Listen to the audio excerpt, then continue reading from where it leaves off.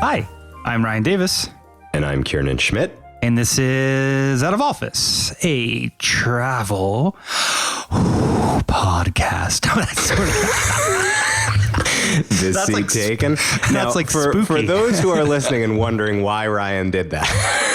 But really poorly, too. I mean, about really poorly. Yeah. Today is, and he kind of stepped, I was planning on singing the Imperial March just to get us in the mood. Today, we're not only a travel podcast, we're a very special travel podcast because we are traveling to a galaxy far, far away.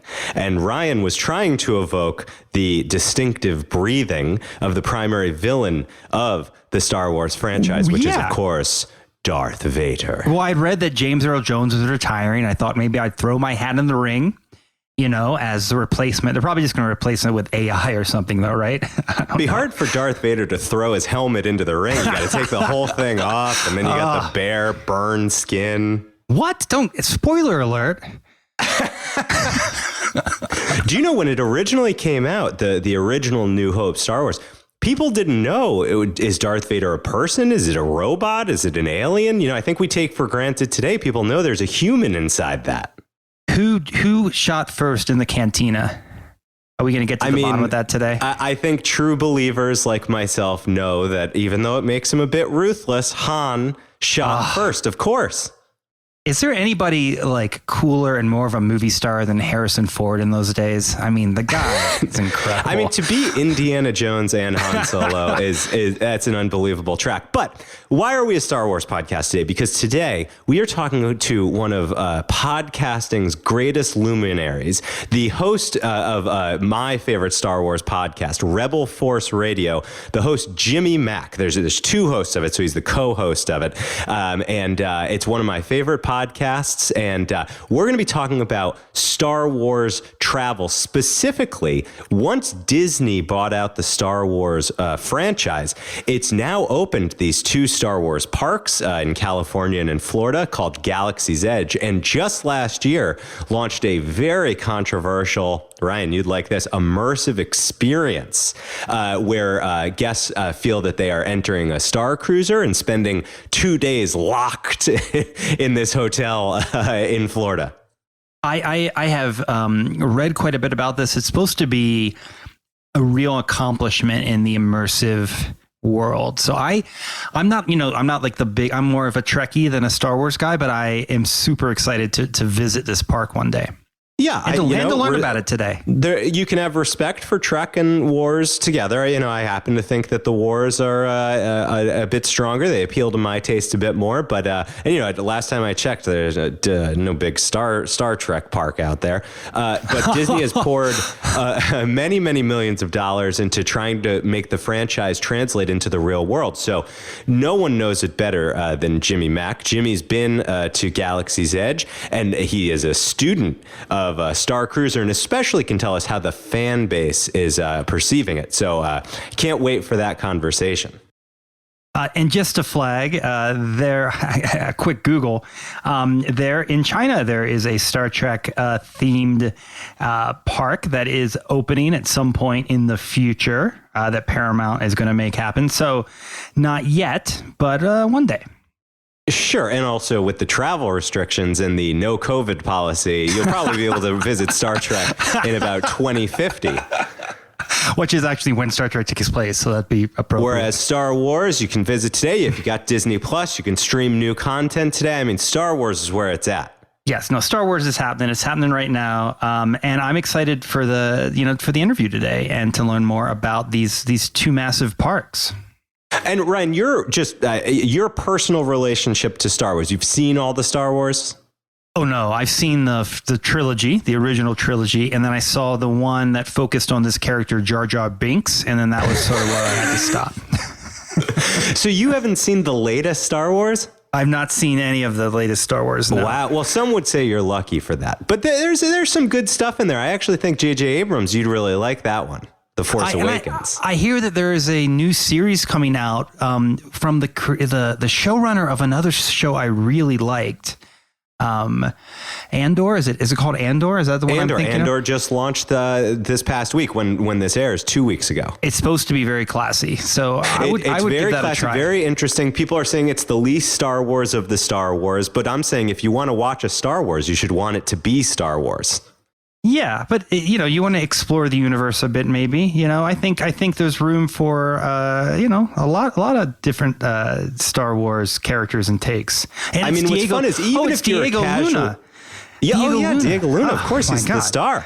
Well, Diego Luna is amazing. Is he in some of these other ones? I won't go into that. So basically, you just want to follow the handsome men. Which makes sense, because Rey, being the Jedi in the sequel trilogy, that didn't turn you on quite the same. But there's some handsome men in there too, though. Yeah. I think you'd probably get a kick out of Poe.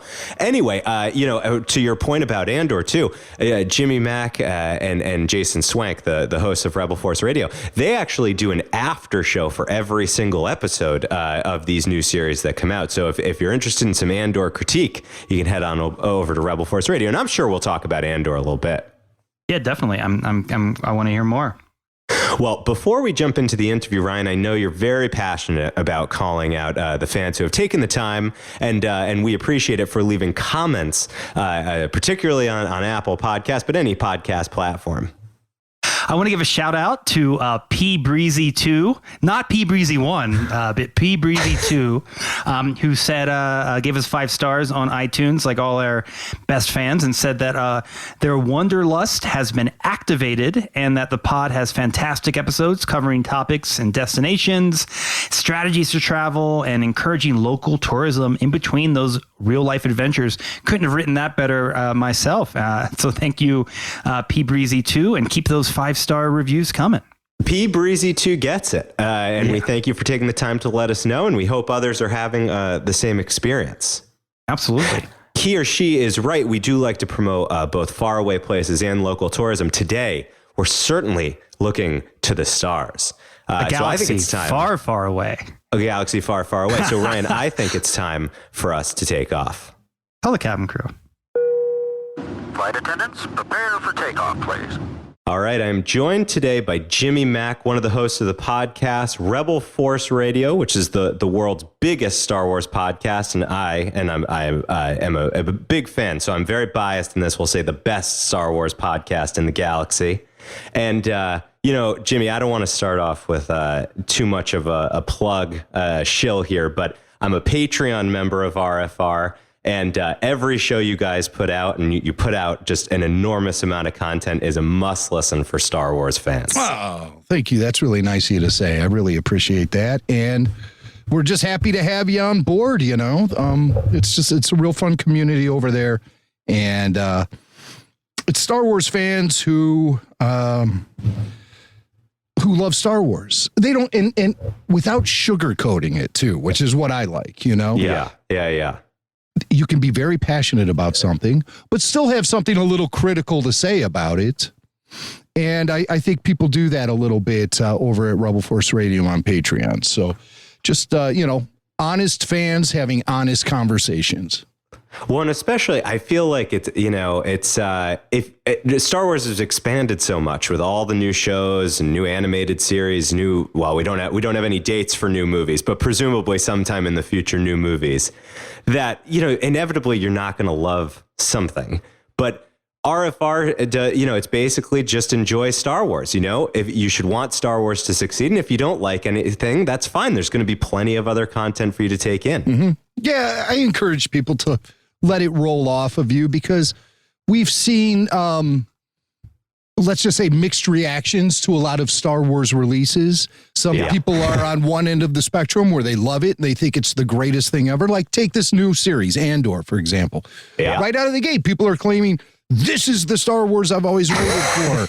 This is what I've always wanted. And great. I mean, I get it. If there's an itch that's being scratched for you, that's fine. But we also have 45 years of other material out there.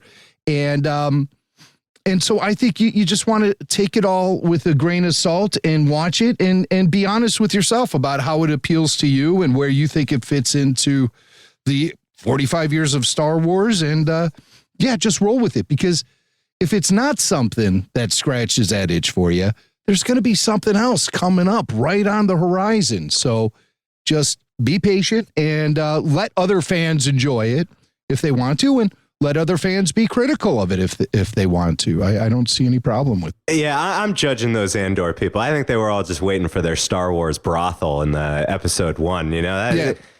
I think it's funny the people who are saying, "Oh, there was never sex in Star Wars." It's like, did you see Jabba's palace?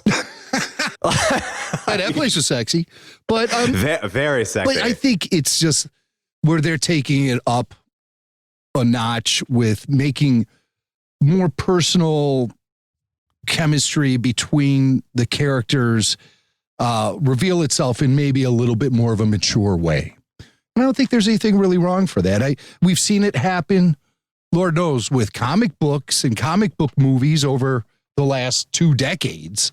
So that really seems to be kind of the trend anyway, to make this stuff grounded in reality sometimes. And with more mature themes and a darker edge to it. And so naturally, for a franchise that's been around as long as Star Wars, fans will notice and they will talk about it. And so either they'll celebrate or they will be nervous. And I don't get either, you know? I mean, it's a big deal. You know, it's really, really no big deal that the best little whorehouse in outer space showed up in the first scene of Andor. There weren't like topless characters walking around or any lewd acts being visible on the screen. It was just like one of those sleazy underworld places, and that's where Star Wars stuff happens sometimes. So yeah, also, if that's the best one, Jimmy, I don't know. It seems like a business opportunity in the Star Wars universe, because that place was pretty grim. it was a little bland, wasn't it? Yeah, very few people. Maybe that's just because you get whisked to the bathrooms. Anyway, we are going down a dark hole here. You speak about the controversy that, especially I know the sequel trilogy, of course, drummed up, and the move into the Disney destinations based around Star Wars has not been without controversy too, especially this year's the launch of the Starcruiser. Oh. And so for the sake of the travel podcast, and knowing that we're going to have some folks who are super fans of Star Wars and some who are, just vaguely familiar with Star Wars. First off, I want to say, was there a Star Wars attraction, a real life place to go to experience the world of Star Wars before Disney came up with Star Wars rides? Oh, absolutely. There's a museum in Petaluma, California called Rancho Obi-Wan. Yes. That is the home of the Guinness Book of World Records largest Star Wars memorabilia collection. And it's open to the public via memberships at ranchoobiwan.org. And it's run by a former Lucasfilm executive named Steve Sansweet, who is also in charge of fan relations at Lucasfilm. And he has built this giant collection of Star Wars memorabilia, toys, artwork, you name it. I mean, folk art. He has so much incredible stuff in this, even props from the actual films themselves. And for a membership, you can then have access to book a tour in Petaluma at Rancho Obi-Wan. And the tours are about 3 hours long. And wow. He even has an arcade in the museum. All Star Wars video games and pinball machines. That's my favorite place in the whole museum to go. It beats the Galloping Ghost? Well, I mean, let's not go that far. Galloping Ghost is in the Chicago area is the largest classic arcade in the world, and it has like 800 games in there. Our listeners are list keepers, so I'm glad for us to put as many. That's another Chicago bucket list place to go. A lot of people come to the Chicago area where I live, and they go to the Galloping Ghost. A lot of listeners of Rebel Force Radio, and I meet up with them. That's where I conduct listener meetups, because everyone will find something that they'll love at the Galloping Ghost. It's in Brookfield, Illinois on Ogden Avenue. And the guys who run it have been there for about 13 years now. And they have more than 800 different machines on their arcade floor. And each one is different. I'm not talking about the games that spit out the tickets at you when you go to redeem them at the counter for like a Chuck E. Cheese. Yeah, like a gremlin eraser or something. These are real games set to free play. So you just pay a flat admission to get into the place. And they have every game you ever could possibly imagine from the classic era of cabinet video games. And they have tournaments there. World records are set there. And it's what's great about the place. It's not like kiddie. It's just games, you know, and there's no drinking going on in there. It's just gaming. And it's really impressive what the guys have done over there. Doc Mack and the team at the Galloping Ghost. And that is a destination to visit in the Chicago area. There are two things in Brookfield, Illinois to visit: the Brookfield Zoo, which is one of the greatest zoos in the world, and the Galloping Ghost Arcade. I think an arcade themed episode for our podcast is a good idea. I'd love to have the Galloping Ghost come on. Oh, yeah, they do it. I can hook you up.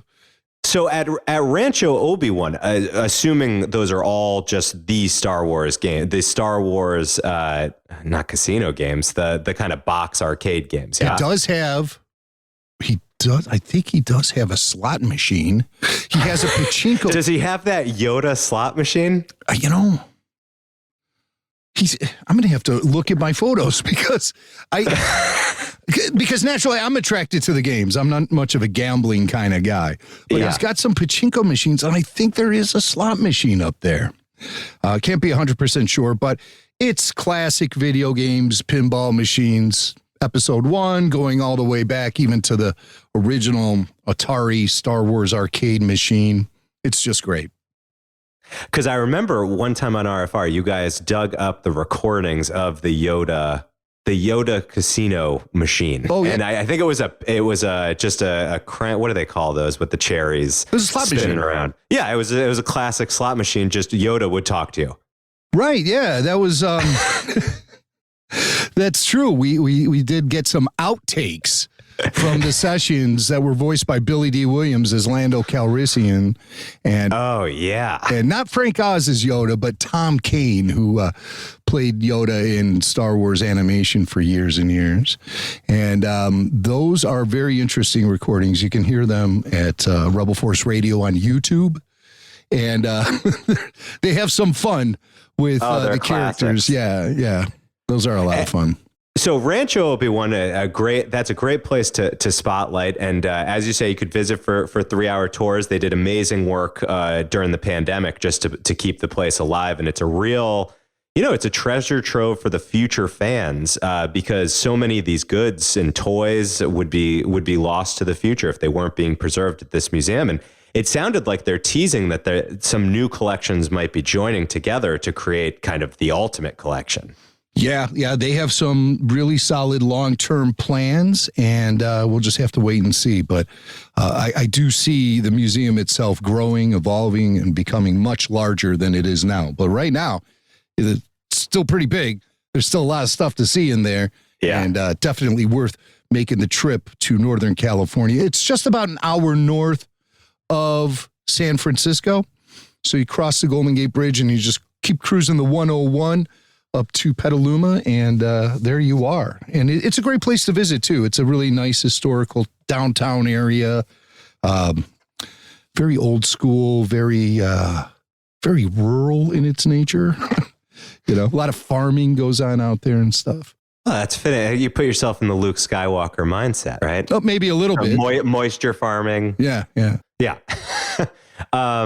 So, another, obviously, like if you're looking over the timeline of Star Wars in the real world, the opening of the Star Wars attraction at Disney World, Star Tours, this happened before Disney owned Star Wars. Oh, yeah. Yeah, this was a collaboration with George Lucas, and Michael Eisner then was running the Disney company. So what's that? That puts it in the 90s? Late 80s, early 90s. Okay. I believe it may have opened up, I'd like to say somewhere around 88, 89.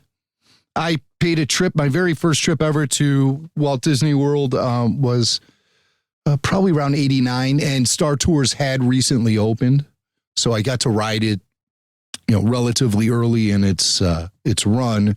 Its since has been revamped to include new technologies, and what it is a motion simulator. So it feels like you're in a ship flying through space, but you're watching a projection on a screen, and the simulator mimics what's going on the screen. So you really feel like you're in a starship, and they've really tweaked it up. I think it was back in 2011 is when they rolled out the 2.0 version of that ride, and it's still going strong. One of the more popular attractions at the Disney parks. And what's really good about it is that you do get some animatronics right there in the room with you. And also there's several different courses it could take. So if you ride it a couple times, you get to see different planets and environments. Right, which is really cool. There's an unlimited amount of combinations of planets and characters that show up during the ride, and to the point where it's really hard to say that any two rides on the attraction would be the same. But they have leaned more on the Disney produced Star Wars than the old classics or prequels. Yeah. It's more about the sequel films and going to environments there. And then, of course, tying it all into Galaxy's Edge, which is their big Star Wars land at Disney. So is that you flying into Batuu now? Yeah, you land there. Really? Yeah. Wow, I didn't. So is the current Star Tours? So even though they've opened up the separate Galaxy's Edge park, Star Tours has survived from that late 80s, early 90s all the way through, and it's gone through a couple different revamps of the content in it. And so, is it like adjacent to Galaxy's Edge? No. Well, so you land at Batuu, then you got to slog your way through the Magic Kingdom. I'm not qualified to say anything about the Orlando park because I haven't been there since you were at Galaxy's Edge. Okay. But at California, Star Tours is firmly locked and located into Tomorrowland. And that's clear across the park from Galaxy's Edge. Yeah. Galaxy's Edge is in the back part. So it's like the furthest part you can walk to in the park if you start from the front gates and go all the way to the back, you're at Galaxy's Edge. Whereas with Star Tours, if you walk through the gate at Disney in Anaheim and then just hang a right, you're there at Star Tours. There. So, there's quite a bit of separation between the two lanes. Now, in Orlando, something tells me that Galaxy's Edge is rather close to their Star Tours at the Disney Hollywood Studios park. And you're a student of George Lucas. So do you know what his thinking was about creating this? I mean, it seems kind of odd for Disney World to kind of shoehorn in a Star Wars. I mean, Star Wars, I could see the attraction from Disney's side, Star Wars being Star Wars. But why was George into this idea of just, setting up this one individual ride that wasn't a Disney property? That's a great question. And the only thing I could tell you is that George may have just had the time to do it. It was after the original trilogy had been released and about a decade before the prequels. So it was just happening right in the middle of those two trilogies as far as their productions go. And George was interested in doing some work with Disneyland.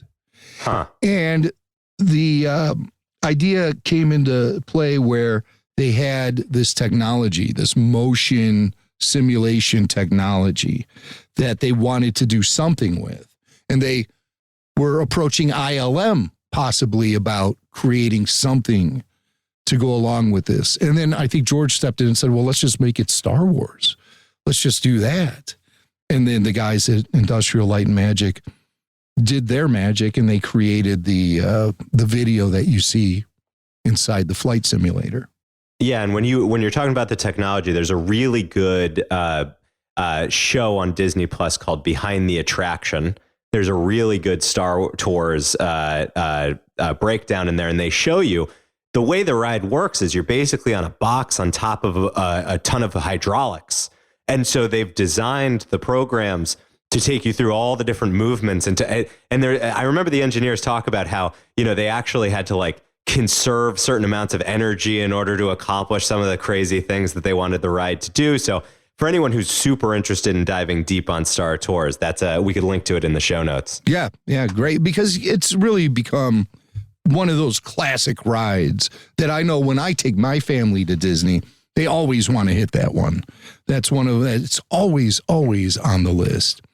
And of course, I just wanted to say, in addition to what I was saying about why Star Tours, there is something that I neglected to mention, is that George Lucas himself grew up a really big fan of the Disney parks. And George was there in attendance on opening day in 1955. Or he was there that week. I think it's kind of become sort of one of those Lucas tales. Bend. Where sometimes he says he was there the day it opened, and then other people are like, well, no, actually you were there 3 days after it opened. But I mean, who cares? Sure. He was one of the first fans to go into Disney. And in the end, it was actually Marsha Lucas who was there. Well, I don't know about that. I don't know what kind of Disney fan Marsha was, but that'd be interesting for whenever she comes on RFR. You could add that into. Yeah, maybe someday I'll get her on the show. She's not an easy one to book. So he was like a kid then. So just by chance, he grew up in close proximity. Well, he grew up in Modelo, California. Okay. Modelo? No, that's a beer. Modelo. What's the name of the town? George Lucas. This is one of my famous brain farts that I'm having right now. But he grew up in Northern California, just east of the Bay Area. You were very close. Modesto. Modelo. Oh, you drink a Modelo, as you fly into Modesto. Why not? It sounds like a Jimmy Buffett song. It sure does. It sure does. So then, of course, we go through, the big sale to Disney, huge news, and rumors start almost immediately that Disney's probably going to open up a full Star Wars park. Just seemed like a no-brainer. Of course. And do you remember in those early days before Galaxy's Edge, before we were getting the Disney Plus series, what was flying around at that time of what Disney might be thinking? Well, I think a cantina was always on the table. It got to be. You have to have a cantina. But I believe they wanted to make the attraction more steeped in some of the original films. Yep. And then all of those plans got thrown out the window when Bob Iger and his gang decided they wanted it to be directly tied into the sequel films. And I think the success of The Force Awakens really sealed that deal. Yeah. And they wanted to obviously promote the Star Wars that they're producing as opposed to the Star Wars from the past. So they threw out all the plans to recreate Tatooine and Cloud City or whatever. And they decided to create something that is like like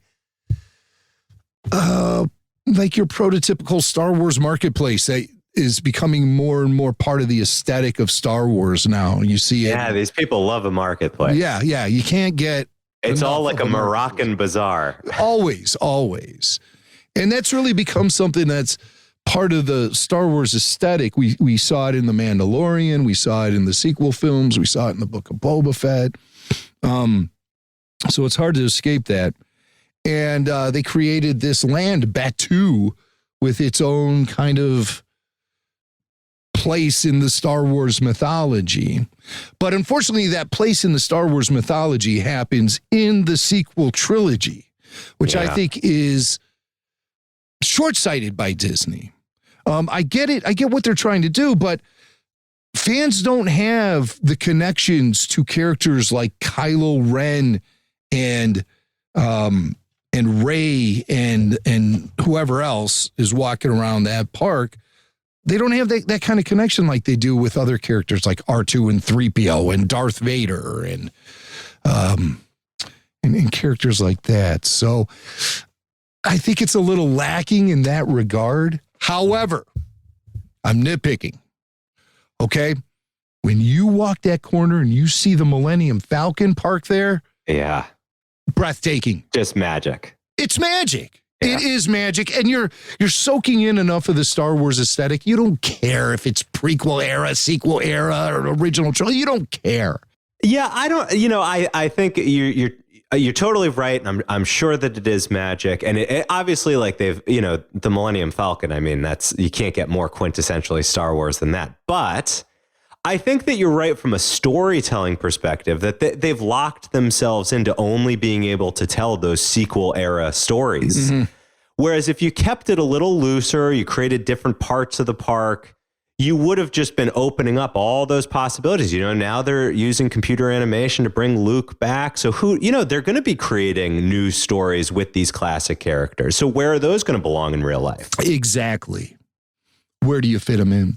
And I think they'll just to be clear for those who don't know about, so the land that they've created, it's called Batuu. Yeah. But it's marketed as Galaxy's Edge. Right. I always think it's kind of weird how they're branding these things, because similarly with the hotel, they're calling it the Starcruiser, but it's called the Halcyon when you actually get on the Starcruiser. So it's very confusing. And most fans call it Star Wars Land. Yeah, Star Wars Land, sure. Hotel. Yeah, they don't, yeah. They don't even, you could give it 500 names and people will still call it what they call it. So take us through when you visited Galaxy's Edge. First impressions, what were your expectations? What were the standout experiences? Well, I'm a Disney fan, and I like going to the parks with my family and everything. And that to me is really more of the thing that gets me excited going there, is just knowing I'm going to have a great experience with my family. But the Star Wars fan in me has a little bit more to say about certain things. And when we walked into Galaxy's Edge, I mean, I was really just, I was loving it. It was just, you're surrounded by Star Wars. You see an X-Wing, and then you walk in a little more, you get to that marketplace. You're hearing sounds.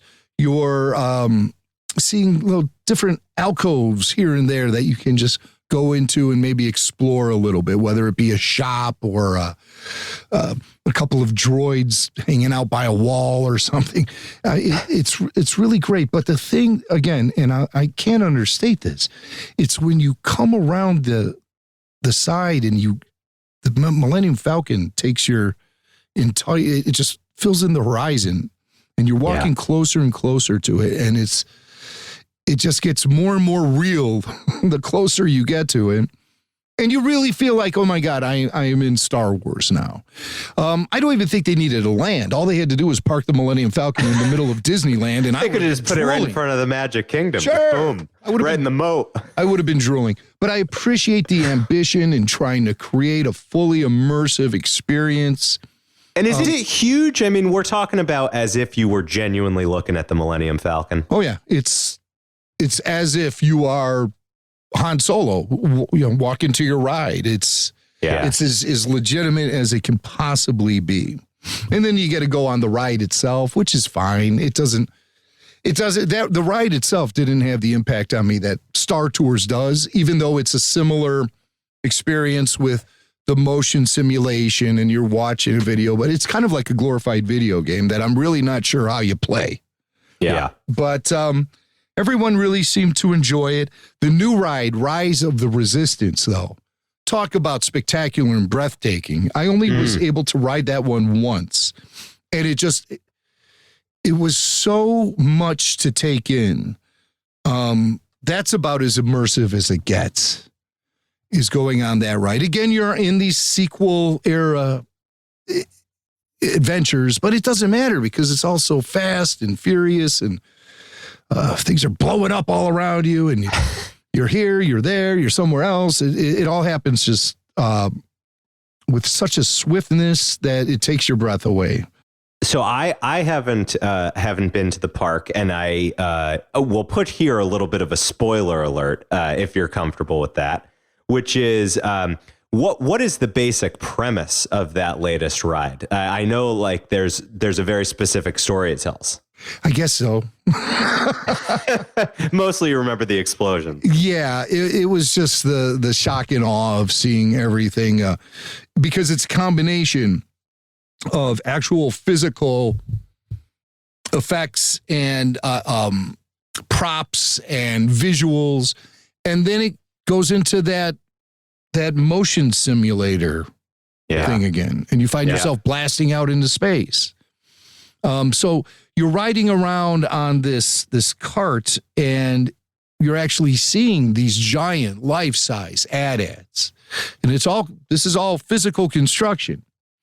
And then you go on the bridge, and you see Kylo Ren, and he's up there in the Star Destroyer, and all of these things are happening, and then you find yourself within a ship itself, and then you take off throughout the galaxy, and it's just a really intense experience. The story itself, that got by me. Well, you only went once. Right. And of course, there is a story tied into every Star Wars attraction. And there's plentiful YouTube reviews out there for those who really want to get spoiled. Yeah, I might do that. I might watch one of those YouTube videos and see. A little reminder. Yeah, refresh the memory a little bit, because there's so much happening on that ride that it is hard to give you a play-by-play account of everything that went down. Yeah. You mentioned Kylo Ren. I'd be remiss. While I've got you on the mic, I do want to tell you, for the many impressions that you and Jason do on the show, obviously George Lucas, my tip top, but I love when you guys do Kylo. So just keep that Kylo Ren coming. It's not exactly dead on, but boy, does it capture him. Okay, I'll make a note of it. I'll write it down, and perhaps you'll hear it in the future. I just love Darth Vader so much. One question I've got on Galaxy's Edge is how many characters they have walking around. Does it feel like walking around Mos Eisley, where they've got people in alien costumes, and are there aliens that aren't the pure humanoids? No, see, unfortunately, I think they're dropping the ball a little bit in this department. They have currently walking around a couple of stormtroopers, Kylo Ren, Chewbacca, who gets the biggest crowds. Of course. Because everyone wants to hug Chewbacca. Sure. And there is a unique character named V. Mirandi or something like that. Okay. And she's a rebel spy. But I've never seen her walking around there, but I've seen photos. And Rey is there. R2, I saw R2 there.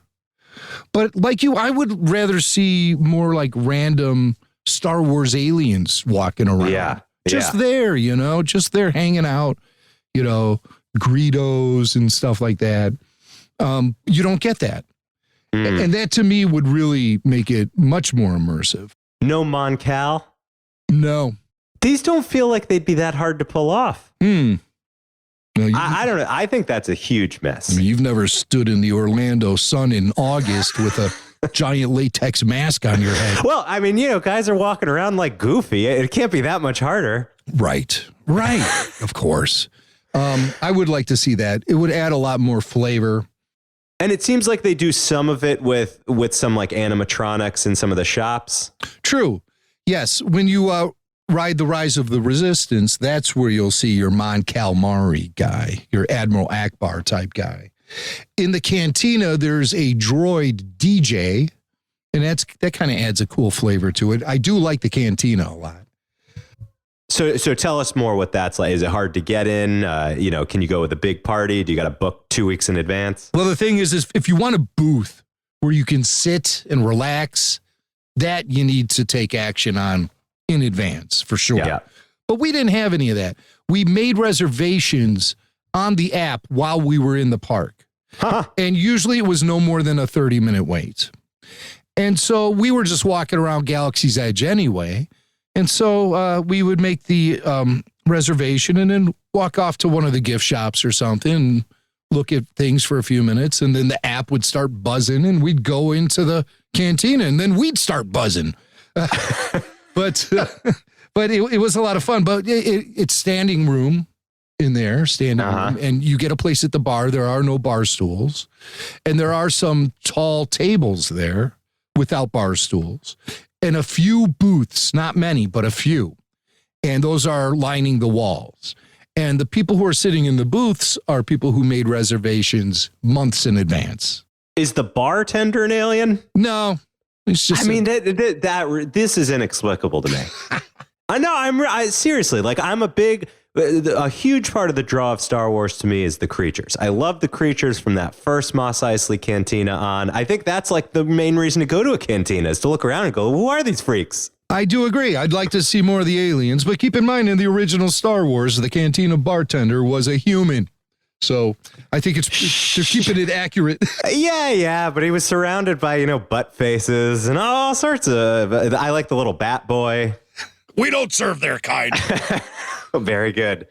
By the way, I know you're not a big fan of Solo, but one of my favorite parts of Solo, I thought they did a really good job of the creature designs around the Sabacc games. Yeah, unfortunately, the whole thing was shot so monochromatic in you got to shadows. turn that brightness way up. You couldn't even make out any of that stuff. I would have liked to have seen it.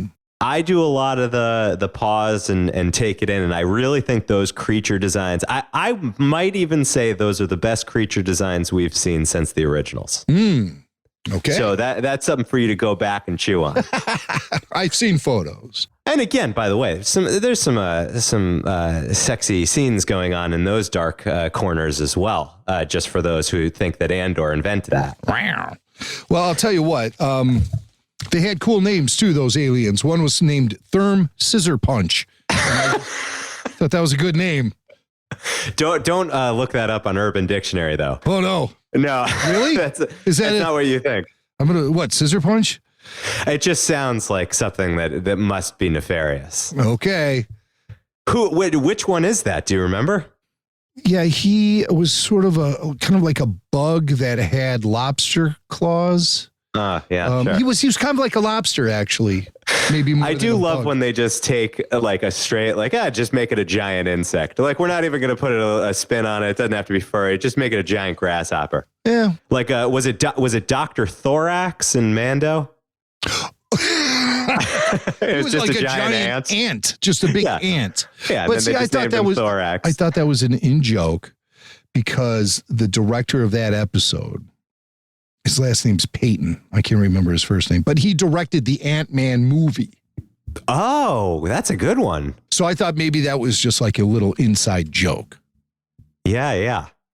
So before we get to the Starcruiser, one more question on Galaxy's Edge, which is merch. When Galaxy's Edge opened, I had a good friend who was connected to the Disney company. So she was like one of the first ones in there. And I looked at everything that was available on eBay and I said, okay, I need you to get me a Kowakian Monkey-Lizard and I want standard colors. I want Salacious Crumb and I wanted the Wookiee. I wanted the Wampa stuffed animal for my just born son, who now has Grogu and the Wampa sitting on his timeout chair. So when he gets in trouble, he's got to take them off and he has to look embarrassed in front of Baby Yoda and Wampa. Wow. Yeah. Timeout and shaming. Exactly. I mean, who wants to be being a little misbehaved in front of Baby Yoda? Oh man, wish you had a warning. I just jumped out of my skin. No, I love Salacious Crumb. Do they have Kowakian Monkey-Lizards in Galaxy's Edge? I think they've got them cooking, right? No, that's in the Mandalorian. That's from Mando, yeah. This is a little piece of memorabilia I think it's a plastic guy, and he sits on your shoulder, so you can affix him with a magnet. Yeah. And he sits on your shoulder, and then you have a control where he's looking, and I don't know if he laughs or not, but I've seen people walking around. He doesn't laugh. I do have him, and he doesn't laugh. And but he's a nice size. They did a really good job, very detailed. I mean, it feels like you have a real Kowakian Monkey-Lizard sitting around. Oh, well, cool. Yeah, I highly recommend. I didn't get one. I have one in my collection that's like supposed to be a life-sized one, and it looks a little more realistic, and it's made of latex. And it's also something I purchased from Disney way back when, probably even before they owned Star Wars. I've had it that long. So did you buy any merch, and what do you think of what they have available? Oh yeah. I'm a big Star Wars collector, so obviously being there with it largely being a marketplace as its primary function. There's a lot of stuff you can purchase. And some of it is appealing to me. And I've picked up a few things. I picked up a Millennium Falcon paperweight. I picked up, let me think about that. What kind of merch did I pick up? Well, you got a lightsaber, right? I did get a lightsaber. I have it right in front of me. I should know. Yeah, this is the Build-A-Saber. And so that's something you also have to make reservations for. It's not called that though, right? Oh, I don't think so. It's not like Build-A-Bear, but for lightsabers. It is like that, but it's not called that. Well, I just said that just to, because you actually do build it. And it's this really fun, like ritual you go through, and it's all in character and everything. So you go into this kind of a domed room, and everyone's sitting around the perimeter, and there is a Jedi in the middle, and he or she will guide you through the instructions on how to build the saber, and you have all the pieces in front of you. But there's lights going on, and you hear voices like Yoda and all of this stuff, and it's really fun when you're there. I was there with my two boys who were teenagers, and when we all ignited the saber at the same time, it was just so fun and thrilling and everything. And so it's all this coordinated activity that goes on with the Jedi host who's in that room. And the process takes maybe about 10 minutes or so. But you're left then with this really nice replica lightsaber hilt that's built to your specifications. Mm-hmm. And they give you a blade to go into it and a carrying bag. And you can buy different crystals, I say with quote marks, that you can place within the lightsaber that will determine the color of the blade. And that's really a lot of fun. And, can you do a double blade? I don't think so. Okay, and can you do a crazy helicopter like Inquisitor style? No, they don't have that. That's got to be next. It's more traditional, and it's something I wanted to do with my boys in the hopes that if they have their own families, they'll do that with their kids and maybe bring along Gramps for the trip. So moving along to the Starcruiser that launched last year, famously with that really weird Goldberg's video. I think everyone can agree the marketing was a little off kilter there. It felt very shiny for Star Wars, I would say, and maybe just a little too plasticky, in my opinion. Okay, that's a very good term to use, almost as if the engineers at Apple created it or something. Yeah. And of course, there is a certain imperial look that is crisp and clean, and the capsule lights and bright and, spotless. Yes. But I don't know, to give an overview, this is an immersive experience hotel. It's 2 nights, I believe, that you have to lock into. Yeah. It's extraordinarily expensive and was very controversial for that. For a family of 4, it's something like $6,000 to go through the experience. And you haven't gone on it. I haven't gone on it, but we know lots of people who have, and we're certainly students of what we've heard in the news coverage. Oh, for sure. Yeah. I really soaked it in when the media embargo was lifted and people were allowed to post videos and give their reviews and everything. And even despite the level of Star Wars fandom that I possess and everything I've seen about it and how immersive it is and everything, I still fail to have that FOMO feeling. I'm with you. I'm with you. It just and I mean, I think we're 2 humongous Star Wars fans, and we feel that way. That doesn't bode well for it. Well, again, they made the mistake of placing it firmly in the sequel era, so you don't have any familiar characters walking around except save Chewbacca. Sure. Who they just keep rolling out. He's everywhere. I guess that's wise. You can have just any tall guy play him and.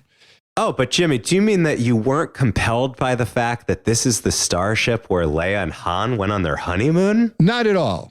Not at all. Again, the plastic feel, the clean feel to everything seems to be a little extreme.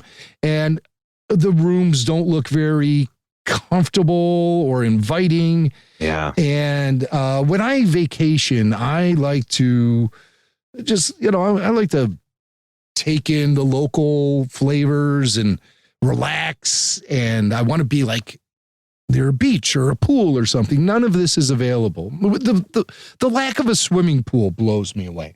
Yeah. But instead of that, what you have are all of these activities. And you can have every minute of your day wrapped up in some sort of activity, scavenger hunt. You could gamble, play the Star Wars card game, Sabak or however you pronounce it. I guess if I went to the hotel, I would know. Sure.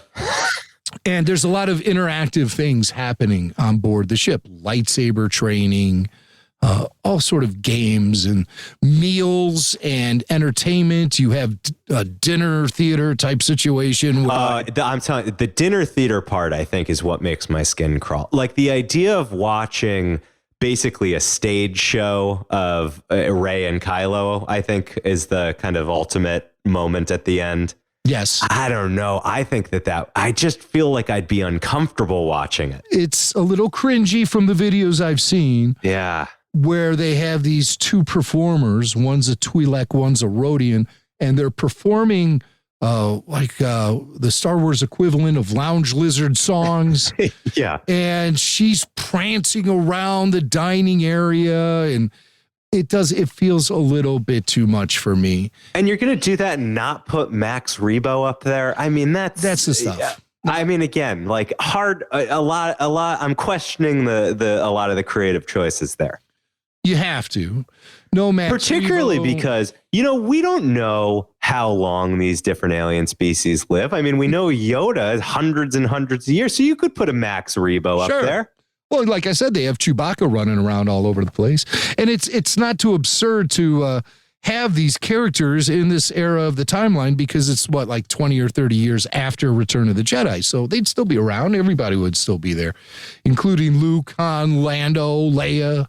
All of them. C-3PO. You don't even get C-3PO in this hotel. You do get R2.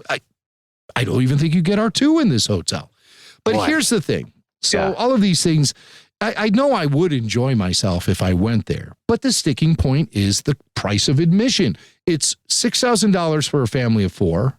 And that's on the lighter end of the spectrum because there are also additional in-visit purchases, such as, the kids like to dress up, so you're spending a few $100 on their wardrobe. And there's like hairstyling and Leia hairstyles. All of that. Yeah. And then, of course, the booze. It's not all inclusive. That's a real sticking point. I mean, that's incredible at that price point. That you have it just puts it so far out. I like that Star Wars is democratic. I mean, if you can afford a Disney Plus subscription, you could watch endless Star Wars. But you can't have endless drinks at the bar on the Starcruiser because the price I don't know. If I was cocktail. listening to Gaia, I might need it. Right. As the name of the lounge, the Twi'lek Lounge Lizard there. I'd have to be so lubed up for that. But it would, at the cost of $15 to $20 for a cocktail? Are you kidding me? After I paid, and let's be honest, those cocktails probably aren't tasting too great. Right. They're probably not that great. I'm not really thrilled with all of the cocktail combinations and offerings they have at the cantina at Galaxy's Edge. So I would imagine, similar type of stuff going on here, real sugary and sweet. Yeah, exactly. It's like almost designed just for the color. Yeah. Yeah. Well, you know it. Yeah. And the food looks freaky too. The shrimp is blue. See, that's the thing. There are no blue foods. No. On planet Earth. So naturally, Star Wars is always introducing blue foods to make it exotic and weird. But to me, it just looks unappealing. Though you recently had on Topher Grace. He said that it was good. Yeah, but Topher wasn't, he was at the Galaxy's Edge. He wasn't in the hotel. Oh, yeah, right. So you think it's different food, different otherworldly food. Oh, it is. And also he didn't specify. Maybe that's where you get a Max Rebo filet, nice and blue. I'll have a side of that elephant guy who plays keyboards. By the way, when you said surprised at no swimming pool, I have a great idea for a swimming pool. They could make from the ship in Mando season 2, when they're on the ship with all the squid faces, and they have the center where all they're keeping their creatures down there, and they throw Baby Yoda in. They could make that the swimming pool experience. Right, they have creatures in there freaking out and stuff. The whole thing could just be incredible if you want to get all immersive.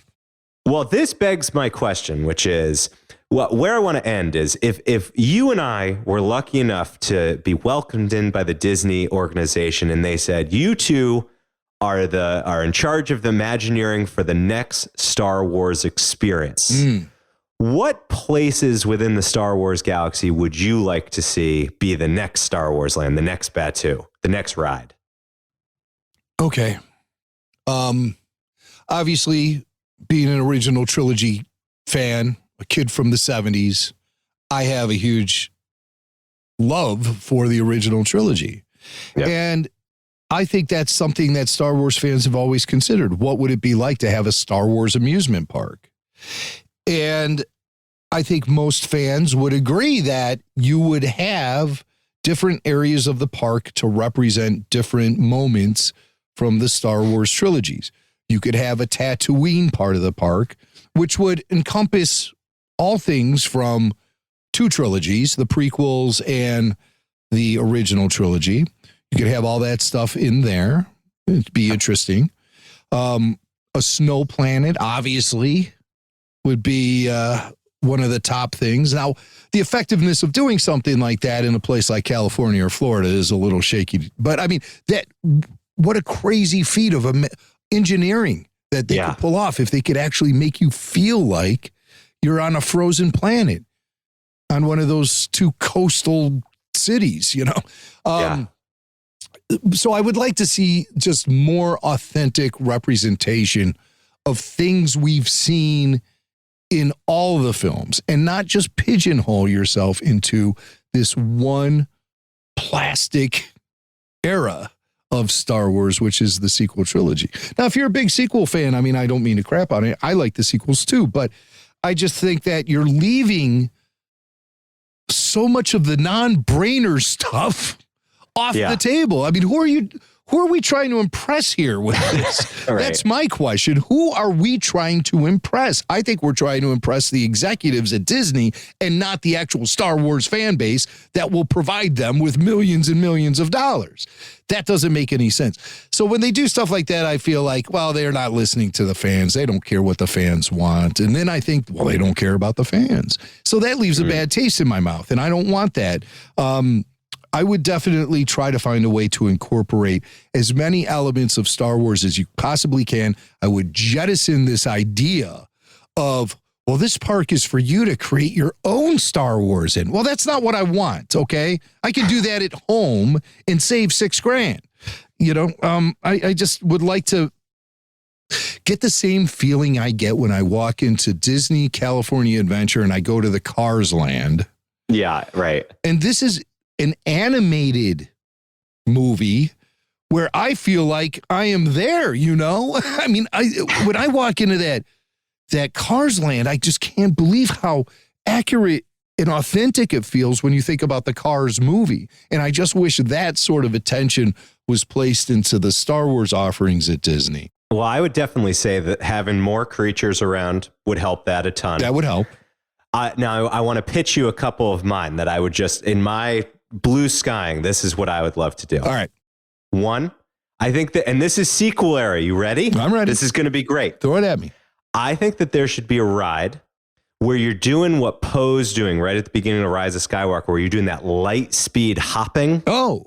And you go place to place to place to place, rapid fire. And think you could cover tons of environments from all the different content, all the different titles that we've had in the Star Wars universe. All right. So let's just say we're sitting with the board of directors at Disney right now. Okay. You get pushback on that immediately. They would say, well, we already have Star Tours. Star Tours isn't upside down. So, how do you want to treat this like one of those motion simulators, or are you? No, I think what would be cool is you could put the power in the hands of the person running the ride, meaning the guest, you and me, to choose where we're dropping off into. Maybe you give them a huge menu. Maybe right beforehand you get to choose. Here's 10 places we're going to hop through. Yeah, brilliant. That's a great idea. Good. Yeah. Pretty good.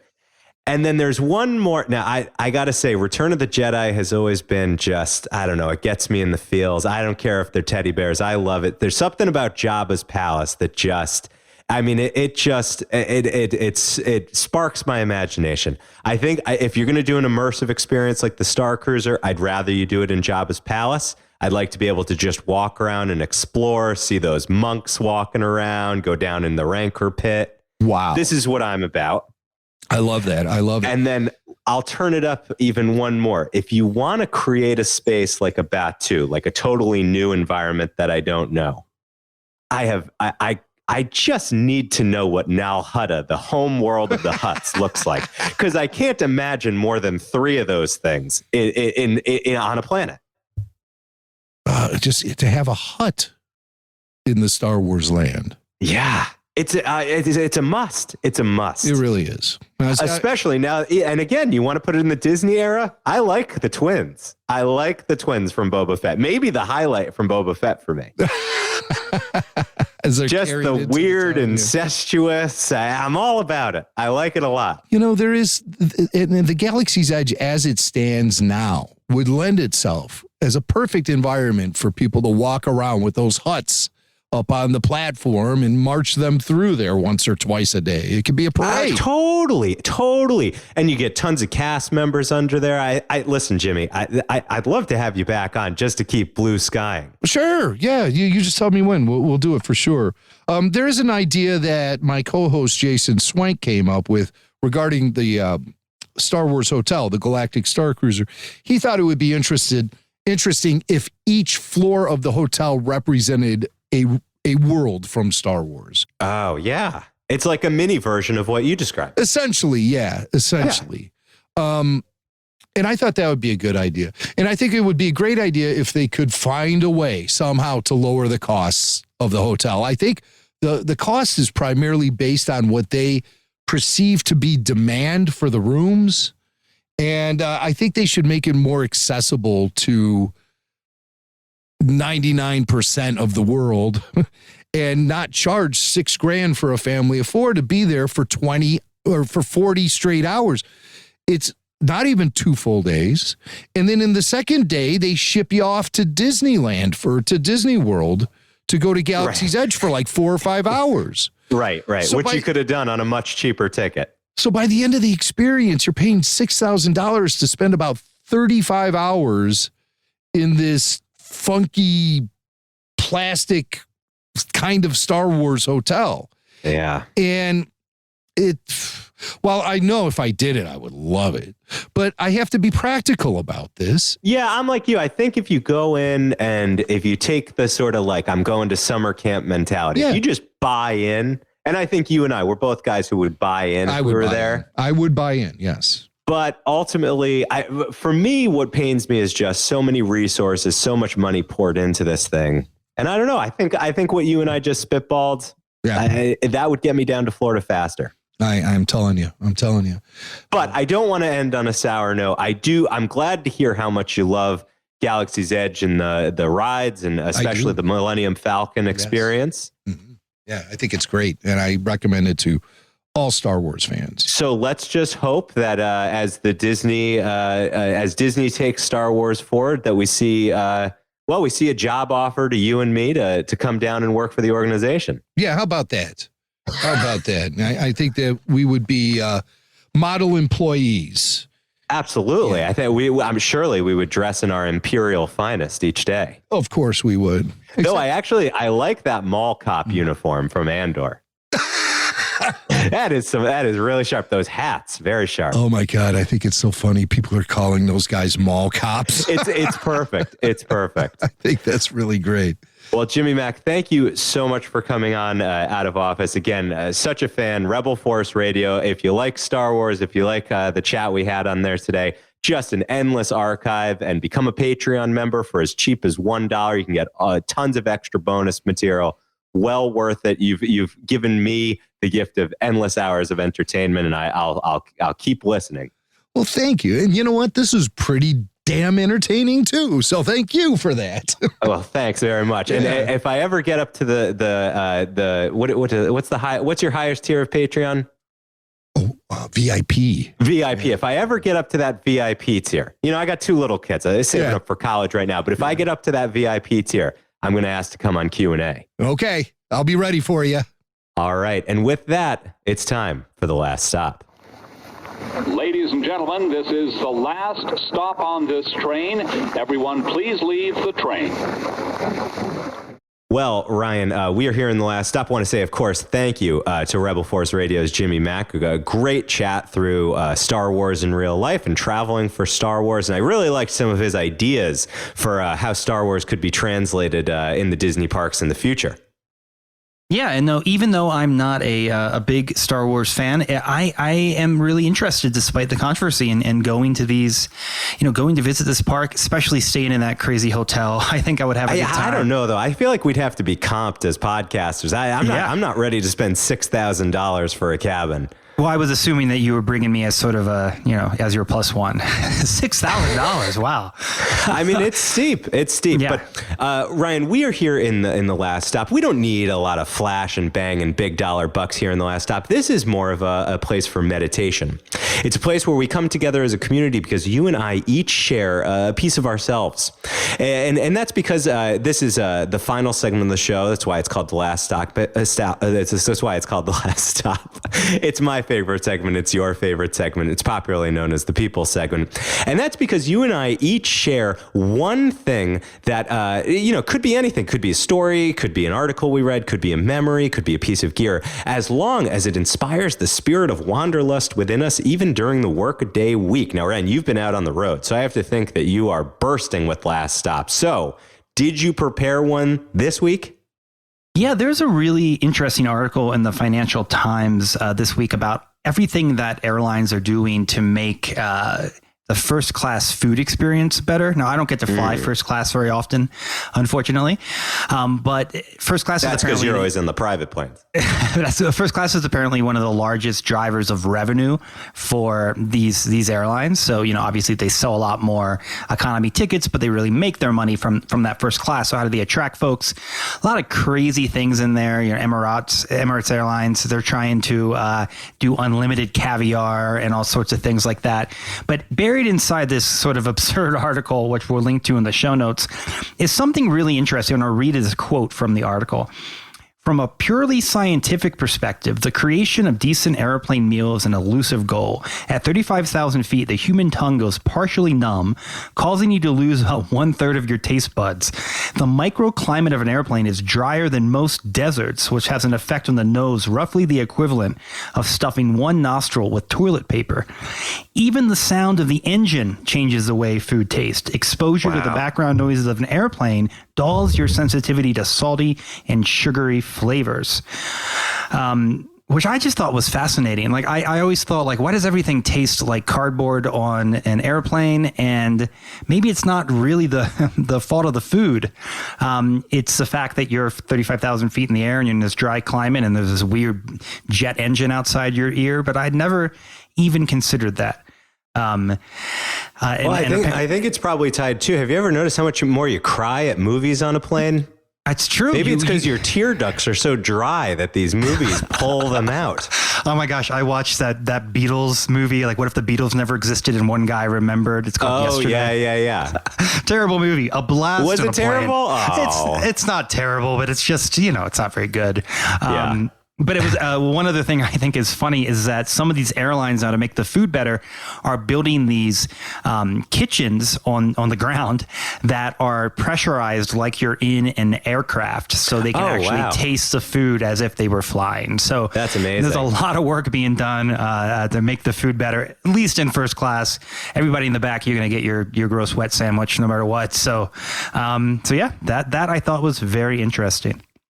Very cool. Did you bring a last stop, Kieran? I, of course, did bring a last stop this week. And actually, this one, rarely do we bring a memory. But in preparing for the Galaxy's Edge conversation, I was thinking a lot about Disney World. And if you go back into the archives, I recorded like a really brief episode a couple years ago that was sort of reflections on family travel after my father passed away. I don't know if you remember that, Ryan. I do. But it was an emotional episode, rarely emotional episodes here in the stream. But Disney World played a big part in that because my family, we weren't frequent travelers. We grew up in New England. We used to go to the shore, for during summer in Connecticut.